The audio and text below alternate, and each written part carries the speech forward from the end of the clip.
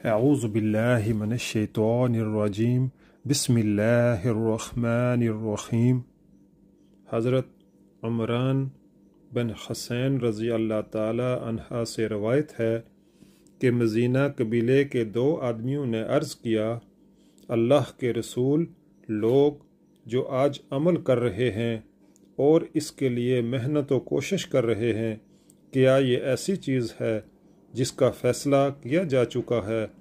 اور پہلے سے جو تقدیر ہے وہ نافذ ہو چکی ہے، یا وہ اس چیز کی طرف جا رہے ہیں جو ان کے نبی ان کے پاس لے کر آئے اور ان کے خلاف حجت قائم کی؟ آپ صلی اللہ علیہ وآلہ وسلم نے فرمایا، نہیں، بلکہ یہ ایک ایسی چیز ہے جس کا ان کے متعلق فیصلہ ہو چکا ہے اور ان کے بارے میں نافذ ہو چکی ہے، اور اس کی تصدیق اللہ عز و جل کی کتاب میں ہے، اور نفس کی قسم